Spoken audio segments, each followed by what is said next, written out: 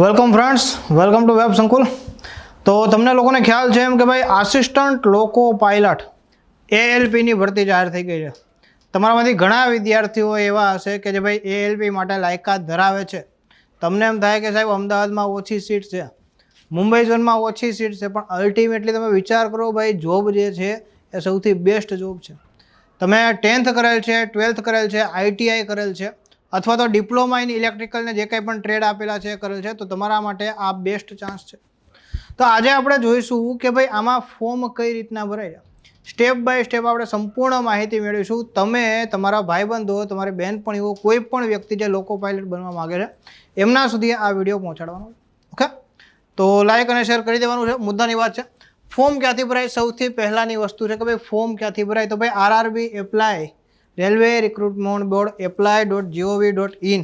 Okay, એની ઉપર તમે જશો એટલે આ પ્રકારે તમને બતાવશે ભાઈ railway recruitment board, ministry of railway, government of India. હવે અહીંયા જાઓ ને એટલે બે વસ્તુ યાદ રાખવાની. જો તમે અગાઉ ગ્રુપ ડી છે, એએલપી છે, એનટીપીસી છે, આવી કોઈ પણ રેલવેની પરીક્ષા આપી છે તો તમે ઓલરેડી આમાં એક એકાઉન્ટ બનાવેલું હશે. પરંતુ તમે ફ્રેશર છો, અત્યાર સુધી કોઈ પણ તમે રેલવેની પરીક્ષા આપી નથી, તો તમારે સૌપ્રથમ જે ક્રિએટ એન એકાઉન્ટ ઉપર ક્લિક કરવું પડશે. ક્યાં ક્લિક કરવું પડશે? ક્રિએટ એન એકાઉન્ટ ઉપર ક્લિક કરવું પડશે. ખૂબ બેઝિક ડિટેલ હોય છે, જો બરાબર. ક્રિએટ એન એકાઉન્ટ ઉપર ક્લિક કરવાનું. બાકી તમે ગ્રુપ ડી માટે ભરેલું છે, એએલપી માટે ભરેલ છે, અગાઉ એનટીપીસી માટે ભરેલ છે, તો તમારી basic detail railway recruitment board પાસે છે. તો તમારે ડાયરેક્ટ લોગિન કરીને આઈડી પાસવર્ડથી લોગિન કરીને તમે ઓપરેટ કરી શકો તમારી પ્રોફાઇલ. ઓકે, તો અહીંયા ક્રિએટ એન્ડ રજિસ્ટ્રેશન આપણે સાવ ફ્રેશ છે એ લોકોએ ક્રિએટ એન્ડ એકાઉન્ટ ઉપર જવું પડશે. હવે ત્યાં તમે જાઓ એટલે બતાવે candidate who have already created. જો અગાઉ જેણે 2024-25માં એકાઉન્ટ બનાવ્યું હશે તો એ લોકોને આ બનાવવાની જરૂર નથી. Okay, yes. હવે આમાં કંઈ નથી હોતું, બેઝિક વસ્તુ હોય છે. અહીંયા તમારું આખું નામ છે. જો હંમેશા યાદ રાખજો, સરકારી નોકરીની કોઈ પણ પરીક્ષા હોય, રાજ્ય સરકારની હોય કે કેન્દ્ર સરકારની હોય, તમારે અહીંયા તમારું નામ તમારા 10મા ધોરણની માર્કશીટમાં જે આપ્યું હોય ને એ પ્રમાણે લખવાનું હોય છે, કેપિટલમાં લખવાનું હોય છે. નામ હંમેશા કેપિટલમાં હોય અને સાઇન જે છે ને હંમેશા સ્મોલ અક્ષરમાં હોય છે. યાદ રાખજો, ઘણા વિદ્યાર્થીઓ એવું થાય છે કે ભાઈ જે સાઇન કરવાની હોય છે એ પણ કેપિટલમાં કરે, સાઇન કેપિટલમાં ના હોય. ઓકે, તો અહીંયા તમારે તમારું આખું નામ લખવાનું છે. ભાઈ મારું નામ છે પાર્થ, બરાબર, તો ભાઈ પાર્થ, યસ. ઓકે, પછી રમેશભાઈ ડોડિયા, સેમ નામ તમારે અહીંયા પણ રિપીટ કરવાનું છે. પછી હેવ યુ ચેન્જડ નેમ. જો ઘણા લોકોને એવું હોય કે ભાઈ સુરેશ નામ હોય એ ગમતું ન હોય, તેણે સુરેશમાંથી સંજય કર્યું હોય, તો આવું તમે કોઈ પણ નામ ચેન્જ કર્યું હોય તો એના માટે તમારે ગેજેટ નોટિફિકેશન બહાર પાડવી પડે. તો એ ગેજેટ નોટિફિકેશનનું તમારે અહીં માહિતી ભરવાની રહેશે. જો તમે ચેન્જ કર્યું હોય તો. નથી કર્યું, જન્મમાં ત્યારથી જે નામ પાડ્યું છે એ જ નામ ચાલે છે, તો અહીંયા નો સિલેક્ટ કરવાનું છે. પછી અહીંયા તમારે જન્મ તારીખ નાખવાની છે. જન્મ તારીખમાં શું નાખવાનું છે? તારીખ, મહિનો અને વર્ષ. ઓકે, DDMMYY આ ફોર્મેટમાં નાખવાની છે. જો આ પણ શું લખ્યું છે? 10માની માર્કશીટ મુજબ સેમ વસ્તુ અહીંયા તમારે ટાઈપ કરવાની છે. ફરીથી ટાઈપ કરવાની. જો કોપી પેસ્ટ નહીં કરતા, કોપી પેસ્ટ કરશો ને તો નહીં ચાલે, તમારે ટાઈપ કરવું પડશે. ઓકે, પછી મુદ્દાની વસ્તુ છે બીજી શું છે? યસ. ઓકે, તો આ વસ્તુ ક્લિયર. પછી અહીંયા જેન્ડર સિલેક્ટ કરવાનું છે, મેલ, ફિમેલ અથવા તો ન્યુટ્રલ. બરાબર, પુરુષ છે એ મેલ સિલેક્ટ કરશે, મહિલાઓ જે છે ફિમેલ સિલેક્ટ કરશે, અને નાન્યતર જાતિ. બરાબર છે, તો આ 3 ઓપ્શન તમને આપે છે, મેલ. પછી ફાધર્સનું નેમ, તો પપ્પાનું નામ પણ ભાઈ 10મામાં જે આપણે છે અથવા તો આપણા જે લિવિંગ સર્ટિફિકેટમાં છે એમાં આપવામાં એવી રીતના આખું નામ છે. પપ્પાનું નામ, દાદાનું નામ ને અટક. ઓકે, તો એ પપ્પાનું નામ અહીંયા આખું લખવાનું છે આ બંને જગ્યાએ. અને પછી શું લખવાનું છે? મમ્મીનું નામ. ઘણીવાર મમ્મીના નામમાં મિસ્ટેક કરી દે છે, સનો શ થઈ જાય છે, તો ભાઈ એસનું SH એવું થાય છે. તો એ બાબતે ખાસ કાળજી રાખવાની. તમારા મમ્મીના આઈડી પ્રૂફમાં, બરાબર, એનું LC છે, એમનો જન્મ તારીખનો દાખલો છે, એમનું આધાર કાર્ડ છે, એમનું ચૂંટણી કાર્ડ છે, એમનું પાન કાર્ડ છે, એમનો પાસપોર્ટ છે, એમાં જે પ્રમાણે એમની માહિતી આપેલી હોય એ પ્રમાણે નામ ભરવાનું રહેશે. ઓકે, તો એ મમ્મીનું નામ અહીંયા લખવાનું છે. નેક્સ્ટ જોઈએ આપણે. આ બેઝિક તમારે એકાઉન્ટ ક્રિએટ કરવાની માટેની વસ્તુ છે. બરાબર, આ સિવાય નેશનાલિટી તમારે સિલેક્ટ કરવાની છે કે ભાઈ નેશનાલિટી ક્યાંની છે, તો ભાઈ ભારતીય છે. બરાબર, પછી પર્સનલ ઇન્ફોર્મેશનમાં નામ છે, આપણે આગળ વાત થઈ ગઈ. ઈમેલ એડ્રેસ અહીંયા તમારે નાખવાનું હોય, ઈમેલ એડ્રેસ અને મોબાઈલ નંબર. હવે અહીંયા જે તમે ઈમેલ નાખશો ને તો એમાં OTP જશે, કારણ કે ઈમેલ અને મોબાઈલને તમારે વેરીફાઈ કરવાના રહેશે. અહીંયા તમારે જે કાંઈ પણ હોય ઈમેલ નાખવાનું. બરાબર, યસ.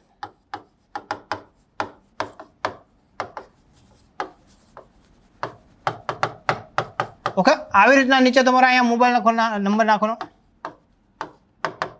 ઓકે, તમારો મોબાઈલ નંબર નાખશો, તમારો ઈમેલ નાખશો એટલે એની ઉપર ઓટીપી આવશે અને જે ઓટીપી તમે અહીં ક્લિક કરશો ને પછી આવશે. તમે કહેશો અહીંયા નાખીને પછી વાટ જોશો ને તો નહીં આવે.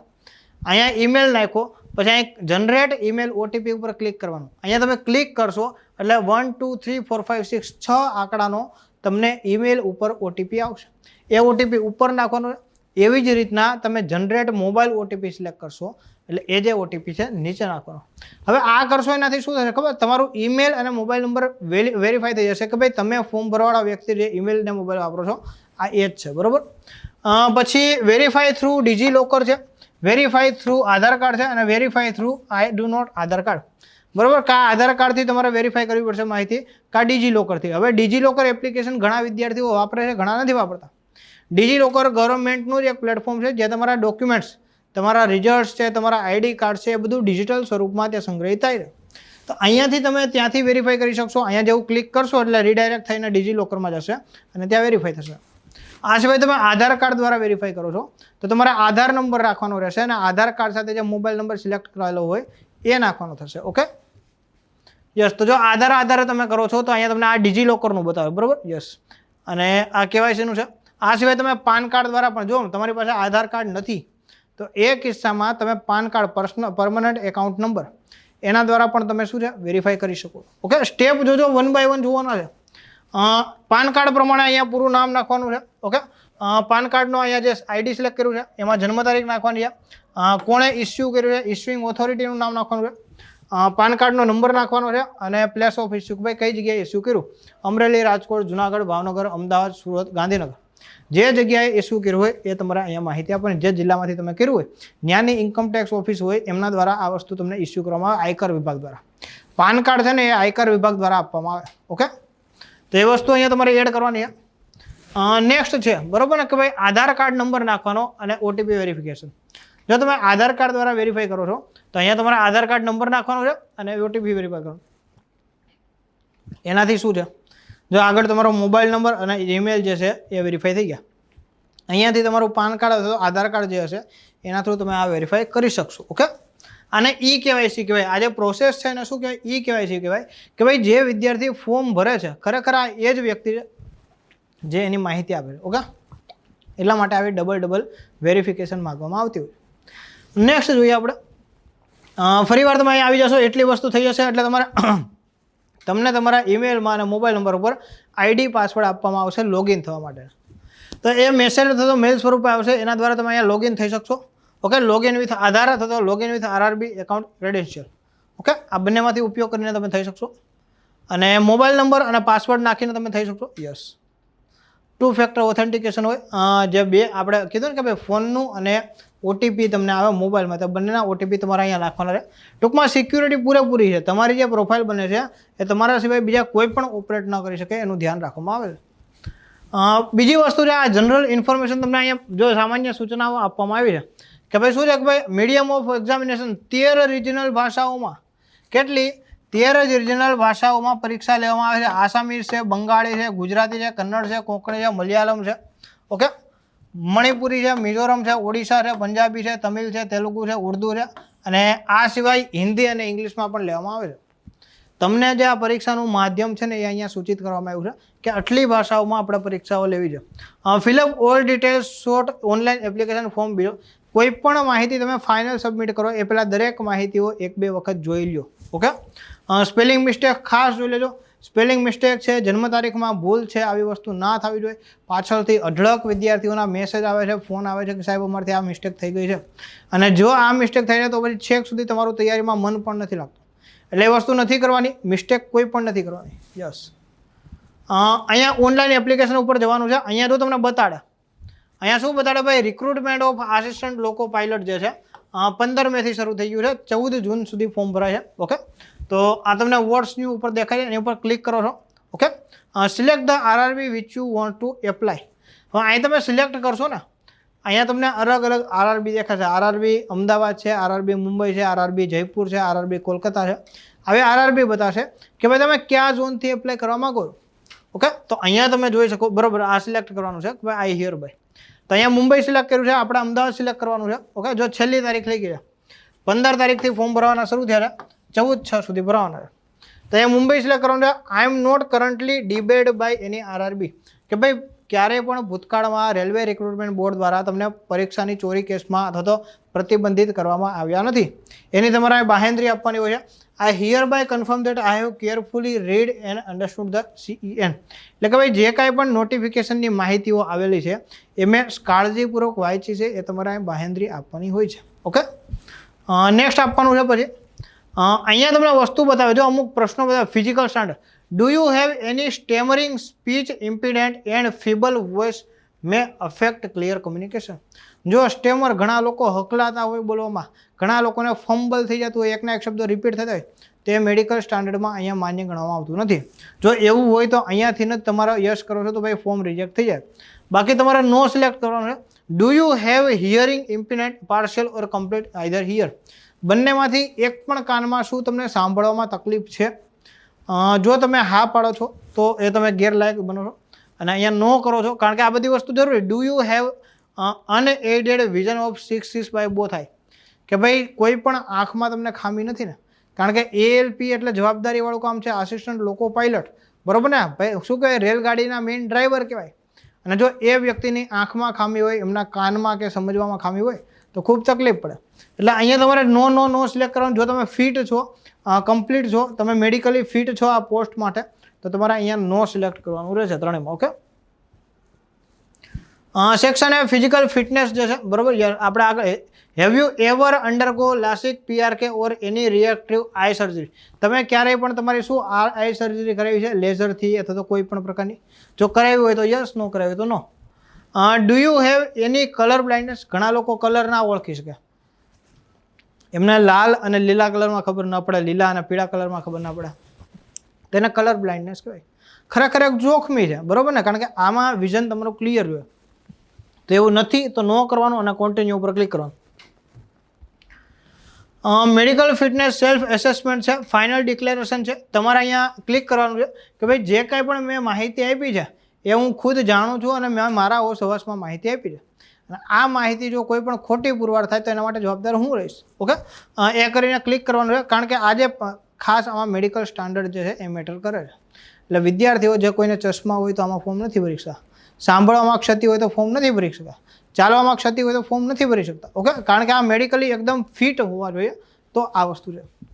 યસ, તો આ મેડિકલ સેલ્ફ એસેસમેન્ટ થઈ ગયું.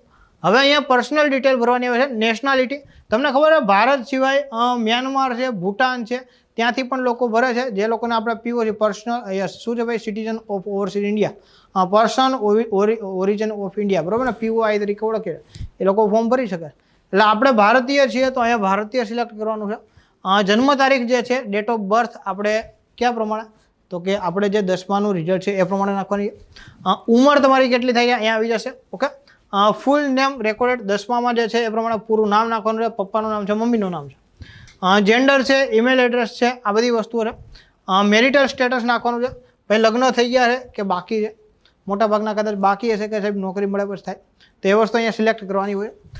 હિન્દુ છે, રિલિજન નાખવાનું છે, મધર ટંગ કે ભાઈ તમારી માતૃભાષા કઈ છે. સ્વાભાવિક છે ભાઈ, ગુજરાતમાંથી જો તમારે કાઠિયાવાડી નહીં લખવાનું, તમારે પટણી બોલી નહીં લખવાનું, ગુજરાતી લખવાનું. ઓકે, તો રિજનલ જે ભાષા છે તમારી મધર ટંગ છે કઈ છે, ગુજરાતી છે, હિન્દી છે, આવી રીતના લખવાની. Okay, choice of language for examination, તો ભાઈ તમે પરીક્ષા કઈ ભાષામાં આપવા માંગો. જો આ અગત્યનું છે, choice of language for examination. છોકરાઓ ભૂલ કરે, જો અહીંયા તમે હિન્દી કરશો ને તો તમારું પેપર હિન્દીમાં આવશે, અહીંયા ગુજરાતી કરશો તો ગુજરાતીમાં આવશે. 13 ભાષાઓ બતાવશે. તમને એમ થાય કે આમાં કેટલી ભાષાઓ બતાવે, 13 બતાવે છે, પ્લસ હિન્દી, ઇંગ્લિશ, એટલે કુલ 15 ભાષાઓ તમને અહીંયા દેખાશે. તો એમાંથી આપણે આપણી ભાષા સિલેક્ટ કરવાની, જેમાં તમારે પરીક્ષા આપવી છે. Okay, permanent visible mark of identification, અને 2 તમારે એવા માર્ક તમારા બતાવવાના કે ભાઈ તમારા શરીર ઉપર હોય અને આસાનીથી આઈડેન્ટિફાઈ કરી શકાય. કોઈને તલ હોય, કોઈને મસો હોય, કોઈને આંખ નાની મોટી હોય, કોઈને કોઈ પણ ટૂંકમાં, બરાબર, ક્ષતિ નહીં પરંતુ તમે સરળતાથી ઓળખી શકાવ એવા. ઓકે, તો એવા 2 તમારે આઈડેન્ટિફિકેશન આપવાના છે અહીંયા. નેક્સ્ટ છે કોમ્યુનિટી સિલેક્ટ કરવાની છે, એટલે કે ભાઈ તમે yes OBC, EWS, SC, ST કયા સમુદાયથી બિલોંગ કરો છો એ તમારે અહીંયા દર્શાવવાનું છે.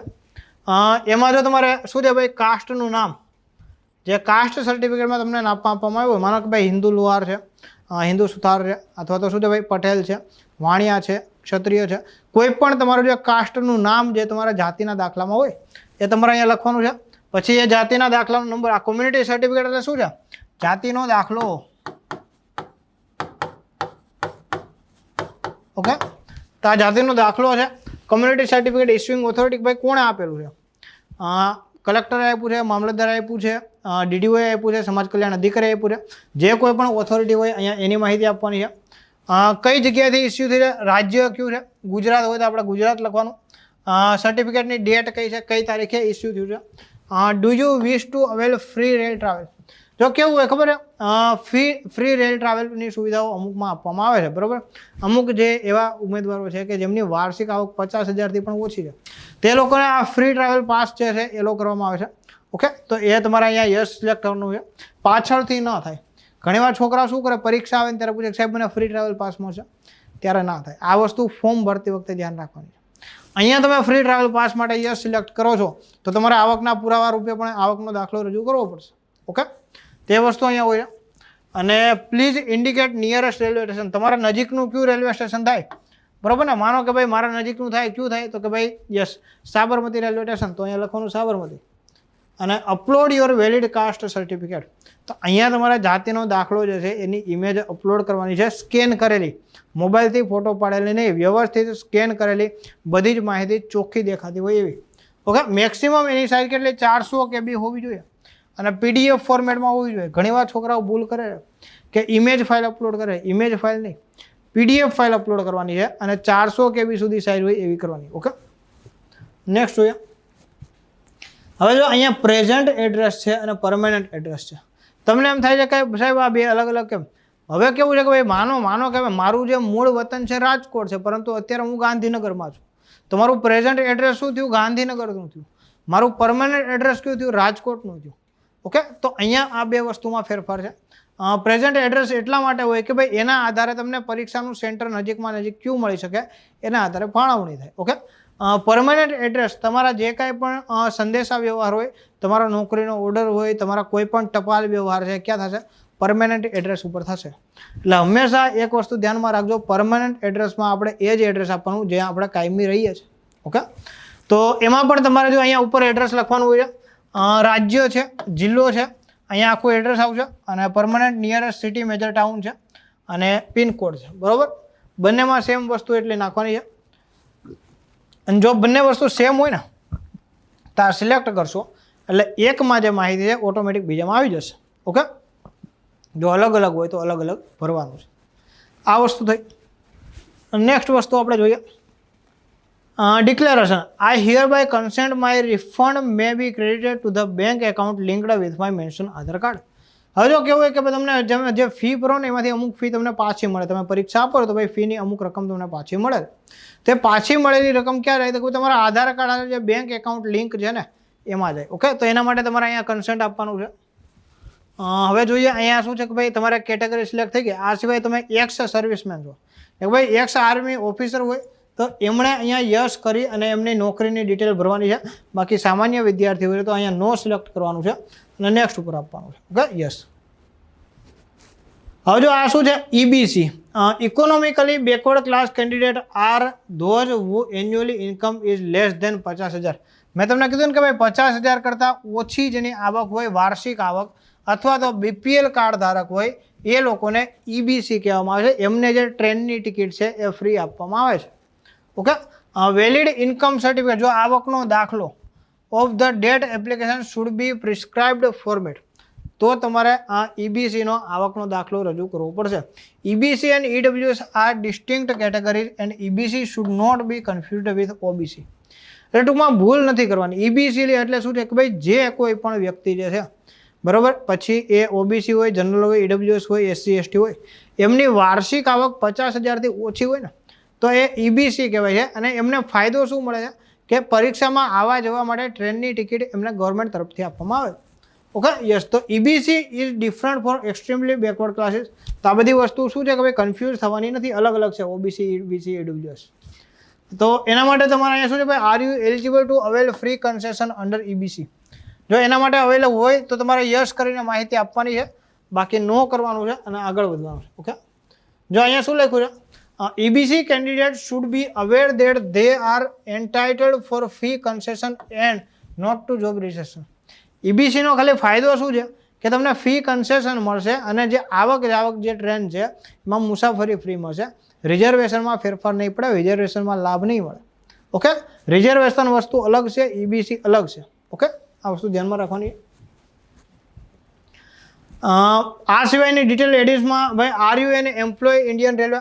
અત્યાર સુધીમાં તમે ક્યારેય પણ ઇન્ડિયન રેલવેમાં જોબ કરી છે? જો હા હોય તો એની માહિતી આપવાની છે, જો ના હોય તો અહીંયા નો સિલેક્ટ કરવાનું છે. હા હોય તો ભાઈ કઈ જગ્યા છો, શું પોસ્ટ ઉપર છો, ક્યારે તમે લાગ્યા, કેટલા સમયગાળા દરમિયાન લાગ્યા, ડિપાર્ટમેન્ટનું NOC, એ બધી વસ્તુઓ અહીંયા રજૂ કરવાની હોય. અહીંયા આધાર નંબર નાખવાનો. Yes. Bank detail for refund fee. અહીંયા તમે જે આધાર કાર્ડ નંબર નાખશો એ આધાર કાર્ડ હારે જે બેંક એકાઉન્ટ લિંક હશે એમાં તમારા પૈસા જમા થશે, તમારા જે કંઈ પણ ટિકિટના હશે એ. ઓકે,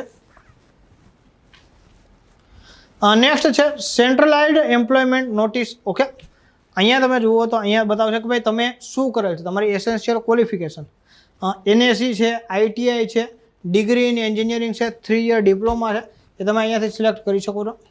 ઓકે, મેટ્રિક્યુલેશન છે એટલે કે ભાઈ 10મું છે, ક્યાં કર્યું, બરાબર. યસ, એનું રાજ્ય જે છે, રોલ નંબર છે, કયા વર્ષે પાસ કર્યું એ તારીખ છે, જિલ્લો છે, કયું બોર્ડ છે, બરાબર, એ બોર્ડ છે, અને SSLC સિરિયલ નંબર. એટલે કે ભાઈ તમે 10મું પાસ કર્યું છે તો જે સર્ટિફિકેટ છે એનો નંબર જે છે એ અહીંયા માગવામાં આવે છે. ઓકે, એટલી વસ્તુ છે. સેન્ટ્રલાઇઝ્ડ એમ્પ્લોયમેન્ટ નોટિસમાં બીજી વસ્તુ કે ભાઈ મેટ્રિક, અહીં જો તમને માહિતી બધી બતાવશે, બરાબર, કે અહીંયા તમને બધી માહિતી દર્શાવે. જો કાંઈ ફેરફાર હોય તો તમે અહીંયા જે પેનવાળું છે અહીંયાથી ચાલુ ફોર્મ દરમિયાન ફેરફાર કરી શકો છો, પાછળથી નહીં. Okay, yes. નેક્સ્ટ છે અહીંયા તમારે બીજું એડ કરવાનું, એડિશનલ તમારી જે કાંઈ પણ ક્વોલિફિકેશન હોય એ અહીંયા એડ કરવાની છે. કે ભાઈ તમે ITI કરેલ છે, NICT કરેલ છે, ડિપ્લોમા કરેલ છે, અથવા તો ડિગ્રી કરેલ છે, કોઈ પણ વસ્તુ કરેલ છે. ઓકે, એ અહીંયા એડ કરવાની છે માહિતી.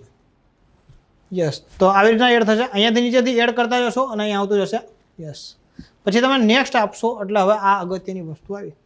જો કેપ્ચર લાઈવ ઇમેજ લખ્યું, શું છે ભાઈ? Capture live image from mobile. જો તમે મોબાઈલમાંથી ફોર્મ ભરતા હોય તો નીચેનો ઓપ્શન સિલેક્ટ કરવાનો છે. તમે PCમાંથી ભરતા હો તો તમારે આ ઉપરવાળો ઓપ્શન સિલેક્ટ કરવાનો છે, કેપ્ચર લાઈવ ઇમેજ વાળો. હવે આનાથી શું થશે ખબર કે ભાઈ જે વ્યક્તિએ ફોર્મ ભરે ને આ એની જ બધી ડિટેલ છે. ઓકે, તો અહીંયા તમને લખેલું છે કે ભાઈ શું છે ભાઈ? Dress in non white clothing preferably in dark colours, બરોબર છે, to maintain contrast with the background. Choose a location with good lighting and plane, બરાબર. પ્લેન હોય અને નોન લાઇટિંગ હોય એટલે કે ભાઈ શું કોન્ટ્રાસ્ટ કલર થવું પડે, બેકગ્રાઉન્ડ હોય એનાથી અલગ કલર તમારા કપડાનો થવો પડે, જેથી કરીને તમે અલગ જે છે એ તરી આવો, બરાબર છે. Yes. Make sure your entire face is clearly visible centred with શું છે? Ensure that your face is neither too close. ભાઈ ખૂબ નજીક કે ખૂબ દૂર નથી રહેવાનું. જ્યારે આ જે લાઈવ સેલ્ફી પડાવો ખૂબ નજીક થી ખૂબ દૂર નથી રહેવાનું. અજવાળું વ્યવસ્થિત તમારા ચહેરા ઉપર આવવું પડે, બરાબર ને. બહુ વધારે પડતું બ્રાઇટ કે પછી સાવ ડાર્ક પણ ન થવું જોઈએ, બરાબર. એકદમ કમ્પ્લીટ તમારા ફોટો પાડવાના. જો ટોપી, ચશ્મા, ગ્લાસીસ, સ્પેક્ટેકલ્સ આ બધી વસ્તુઓ પહેરવાની નથી. ઓકે, સ્પેસિફિકેશન શું છે કે ભાઈ black ink pen with box of 50 mm. જે સાઇન કરો ને, બરાબર, the signature must be running letters, do not in block letters.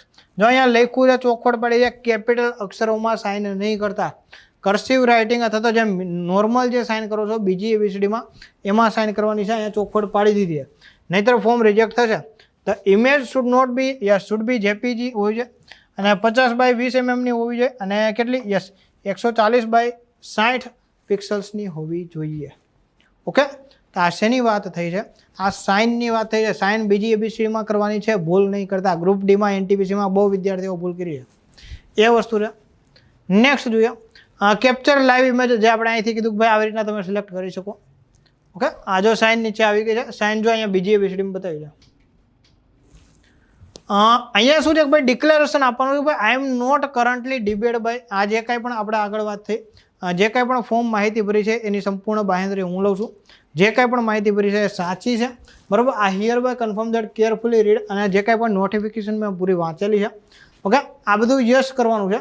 ત્યારબાદ અહીંયા પ્લેસ નાખવાનું છે, એટલે કે ભાઈ તમારું જે વતન છે હાલ તમે જ્યાં રહ્યો છો એ, અને અહીંયા તમારે સાઇન કરવાની છે, અહીંયા તારીખ આવશે. Okay, yes.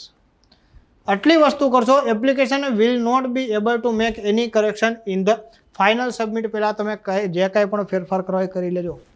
ફાઇનલ સબમિટ પછી ફેરફાર નહીં થાય. અહીંયા કીધેલું છે application will not be able. Okay, ખાસ યાદ રાખજો. Okay, will not be able to make any correction in the online application after submission. આ સબમિટ કરશો પછી કંઈ ફેરફાર નહીં થાય. યસ, તો અહીંયા કરી દીધું છે અને તમને અહીંયા અમાઉન્ટ દર્શાવે છે કેટલું ભાઈ, 250 રૂપિયા તમારે અમાઉન્ટ ભરવાનું છે. એ અમાઉન્ટ તમારે ક્યાંથી ભરવાનું છે ભાઈ, પેમેન્ટ ડિટેલ અહીંયા આપવામાં આવી હોય છે.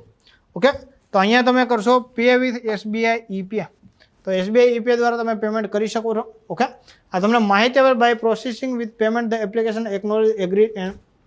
ટૂંકમાં જે કાંઈ પણ તમે ફોર્મ ભરો છો ત્યારે તમે જાણકારીથી ભરો છો, તમને ખબર છે એટલી ફી છે ને ભરો છો, બરાબર છે. એ વસ્તુ અહીંયા માહિતી આપેલી છે અને સેફટી આપણે ખાસ ફોલો કરવાની છે. જો અહીંયા શું છે ભાઈ, ક્રેડિટ કાર્ડ છે, ડેબિટ કાર્ડ છે. Yes, credit card, debit card, prepaid કાર્ડથી પેમેન્ટ કરી શકો છો, બેન્કિંગ કનેક્ટથી કરી શકો. અને યુપીઆઈમાં ગૂગલ પે છે, ફોનપે છે, પેટીએમ છે, વોટ્સઅપ છે, ભીમ યુપીઆઈ છે. આમાંથી કોઈ પણ વસ્તુનો યુપીઆઈનો ઉપયોગ કરીને પણ તમે પેમેન્ટ કરી શકો છો. ઓકે, તો આટલું કરશો અને પે નાવ ઉપર ક્લિક આપશો એટલે તમારી આખી જે એપ્લિકેશન છે એ સબમિટ થઈ જશે. ખૂબ બેઝિક વસ્તુઓ છે. એક વખત ફરીથી શાંતિથી આ વિડીયોને તમે જોઈ લેજો, ક્યાંય પણ એવું લાગે ના સમજાણું હોય તો. અને ખરેખર જો ALP માટે આ પોસ્ટ સારી છે. મુખ્ય ફાયદો એ છે કે આમાં GK GS નથી એટલે તમારે વાંચવાનો ઘણો બધો પોર્શન ઓછો થઈ જશે. ગણિત, રિઝનિંગ અને જનરલ સાયન્સ. જનરલ સાયન્સ છે, GK GS નથી. એટલે કરંટ અફેર છે, હિસ્ટ્રી છે, જિયોગ્રાફી છે, પોલિટી છે, એ બધું નહીં વાંચવાનું. તમારે જનરલ સાયન્સ વાંચવાનું છે અને ગણિત અને રિઝનિંગ છે. 3 વિષયમાં તમને આ નોકરી મળી શકે એમ છે. ખૂબ સારી નોકરી છે. આગળ જતાં આમાં 1 થી 1.5 લાખ સુધી પગાર જાય એવી નોકરી છે. એટલે જે કોઈ પણ વિદ્યાર્થીઓ તૈયારી કરી રહ્યા છે એમને ખાસ કહી દઈએ, રેલવેની તૈયારી ઓલરેડી NTPC આપેલા છે અને જો આના માટે લાયક છો, મેડિકલી તમે ફિટ છો તો આ વસ્તુ ચોક્કસથી કરજો. ઓકે, તો આજનો લેક્ચર અહીંયા સુધી રાખીએ છીએ. કંઈ પણ તમને કન્ફ્યુઝન હોય કમેન્ટ બોક્સમાં લખી શકો છો. અને જો ગમ્યો હોય લેક્ચર તો એના વિશે પણ તમારો પ્રતિભાવ આપવાના છે. લેક્ચરને લાઇક અને શેર કરી દેવાનો છે. જો નવા છો ચેનલ ઉપર તો ચેનલને સબસ્ક્રાઈબ કરવાની. મળીએ છીએ નેક્સ્ટ લેક્ચરમાં. ત્યાં સુધી જય હિન્દ, જય ભારત, વંદે માતરમ. Thank you.